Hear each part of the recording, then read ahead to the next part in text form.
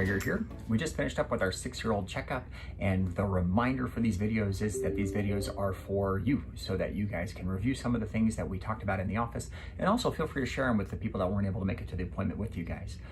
Because at 6 there is a lot to talk about, and some of these things we just aren't able to make it to during the visit. So first things first, so 6-year-olds are picky eaters, okay? And if you have a kid that is not a picky eater at 6, that's pretty cool, good for you. But at 6, it's really common to be picky still. And remember, we don't want to encourage the behavior by making them special meals or doing different things like that. It's kind of fun. Go to your kid's school and have lunch with them if you can sometime. And what you'll notice, okay, is that when you're sitting there in the little cafeteria with the table that's so small you can't fit into it, and the kids that are snotty and gross and sitting next to you and like touching you and stuff like that, that's 6. But what's crazy is listen to the lunchroom folks.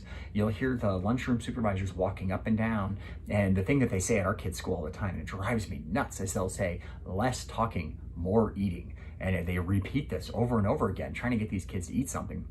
And really, if they're not hungry, then they don't have to eat, right? That's the message, is don't force them.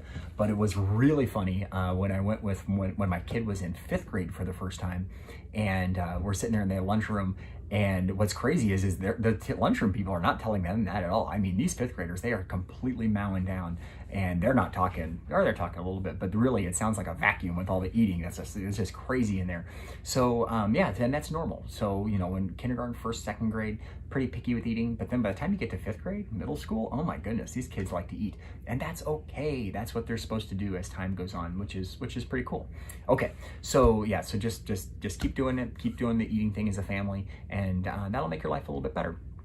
Okay, so 6, now that we're 6 and we're in kindergarten, 1st grade for a lot of you guys, reading and math are really big deals. So we want you to focus on those things as much as you can. And when you guys come home, you know, spend some time working on those things. I know homework is not always fashionable, it seems like, with some of these teachers. That's okay, that's all right. But at home, we'd like you to have something to work on. It doesn't have to be much. Don't beat the kids up, you know, 10, 20 minutes of schoolwork after school. It goes a long way, okay? And it builds confidence in them to be able to just kill it when they get home and do some work. That after school routine is still really important. So come home, wash your hands, have a quick little snack, a fruit or vegetable without dipping sauce, something like that, and then start right in on your homework. And then you can play. This is great. It's a good routine to teach the kids what to do. At this age, after school activities sometimes get kind of impressive, you know, whether it's baseball or swim or dance or something like that. Just don't go too crazy with this. You know, try not to overwhelm yourselves with too many activities at this point. Okay, so let's say we're in school, and so now we're, you know, 6 years old, and we're getting to the point that we're struggling with a little bit of school. So we're struggling with attention, behaviors, things like that. So it's hard. It's really hard when that stuff starts to happen. Talk to your teachers and see what their concerns are. A lot of times that means that you actually have to ask them how your kid is doing. So you actually have to say, how are we doing? Give me some feedback, okay? Another cool thing you can do is go to the Halloween party, okay? And the reason why we like to go to the Halloween party is because, well, we love Halloween, but also you get to see what the other kids are like, okay? And if you get there and you're like, man, my kid is, you know, much more difficult than the others, or whoa, that one's a little difficult, you know, then you can kind of just know the feel for what it's like in the classroom. And it's still pretty early in the year, so if we need to do something, then we can. But talk to them and see how they're going. And then if you do have those kinds of concerns, let me know, okay? Because we have some great things that we can do. They're not all medicines, okay? But if medicines are needed, then they're needed, okay? You would never tell an asthmatic or a diabetic kid, sorry, dude, you can't use your medicine, it's just not needed. You know, no, if it's needed, it really is. But a lot of times just knowing that that's the issue and working through the school with what we call an IEP, we can make some differences to make sure that that child succeeds, okay? So let us know. Don't be afraid of us. There's no stigma associated with this. And then the other thing is for your kids that don't have those kinds of issues, you know, it's tough because your kids are going to interact with those types of children, okay? They're going to interact with kids that can't follow rules and can't pay attention, and that may be a little bit disruptive in the classroom. So it's okay, you know, to talk about those things when you get home. Ask them, say, hey, you know, who in your class seems to have a little bit more trouble? And you can ask them, say, well, what do you do when that happens? Or what does the teacher do when that happens? Or, you know, ask them if they can still be good friends to them, okay? So you can still play with those kids and just, you know, give them a little bit of grace and help teach them how to handle difficult people.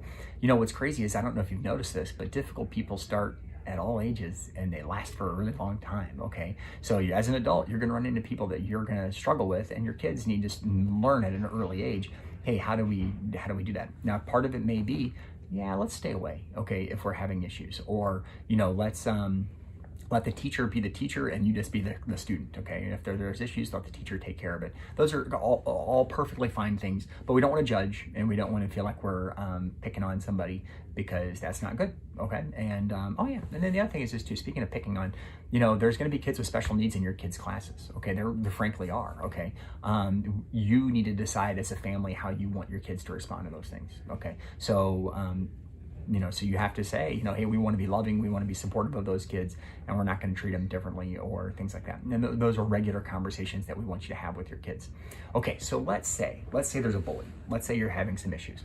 You know, of my 3 kids, I've had 3 very different experiences. We've had the Frank, the kid is mean and pushing and pulling hair and stuff like that.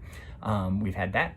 We've also had the really subtle bullies as well, where they're friends, but they're definitely not they're not good friends. Okay, they don't treat each other with respect.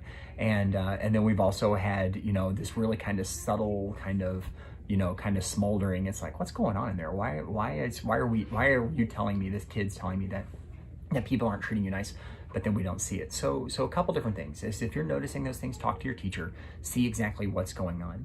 Now, you know, and I know that these relationships are two-sided all the time. There's usually someone who's antagonizing or not, or is making it worse, okay? So if you're being picked on, true story, you know, we want you to ignore it. We really want you to ignore it. So a great example, remind your kids of this. So if you've ever seen Frozen, okay, the first Frozen, it's a kind of an older movie now, but everyone remembers Prince Hans, right? So why was Prince Hans so messed up? Lots of interesting theories about this, but think about it. He said, man, my brothers ignored me for years, right?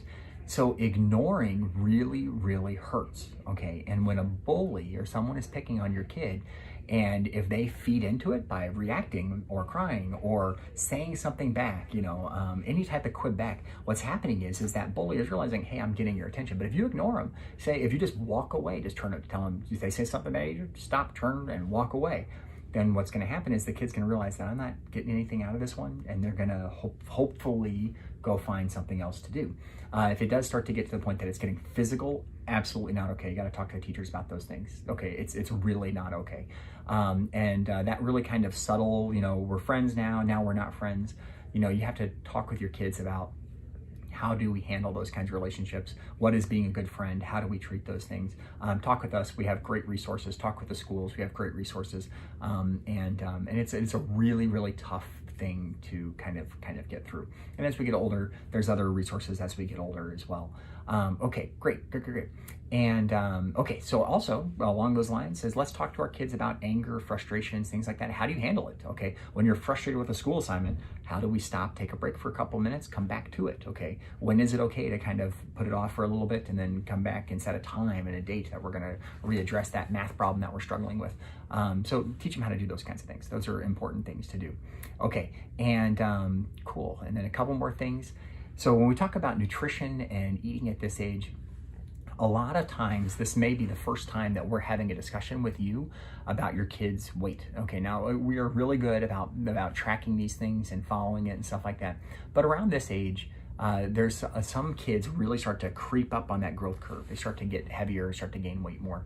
And when that starts to happen, we will let you know. We'll say, guys, you know, we need to be more careful about that.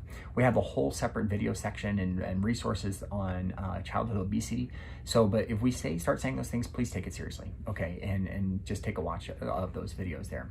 All right, so family activities, big deal at this age. You know, get in a routine. We love, you know, family time. We love board games. We love movies. We love doing things like that. But be intentional about it and call it what it is. Call it, this is family time. They will love that. But be careful that we're not doing too much. Now, at this age, really interesting things. So, you know, my kids have done all kinds of sports. We've had families, friends that have done all kinds of sports and things like that. And what's fascinating is that some of these kids, the older kids, will tell us, they'll say, you know what, you come to my ballet practice or you come to my baseball or whatever, and all you do is sit there and read, or you sit on your phone or things like that. You're not watching me, okay? That's a weird thing to hear your kids say. Okay, so what we have decided is that, you know, you can't go to a baseball practice or a ballet practice and sit there and watch everything and study all their movements all the time. That's an unrealistic expectation for your kids to have. But when it is go time, when it is game time, when it is performance time, then we're 100% all in. Okay, so that's a nice way to kind of break this up a little bit. So what you do is you say, okay, fine. When you're at swim, what we're going to do is I'm going to read. I'm going to get my reading time done, and I'm going to do this. I'd like you to be off your phone. Try and get off the phone, okay? Because they're going to see that enough. Or you're going to be working. You're going to be doing things like that. But then when it is time for the games, okay, which can be hard when you're in baseball and you have 3 games a week during the summertime. Oh, so it takes forever. But when it's game time, we're going to put those things down entirely, and we're going to watch. And if you can start those kinds of behaviors now, be intentional about it, then that will help with those kinds of things just as time goes on. So just little tips, little tricks, you know, things like that. Okay, so yeah, so this is 6. 6 is a lot of fun, and it continues to get better as time goes on. So the next time that we'll see you guys is when we're 7, okay, or sooner if there's any issues. Keep up the good work, and have a nice day. Thank you so much, guys.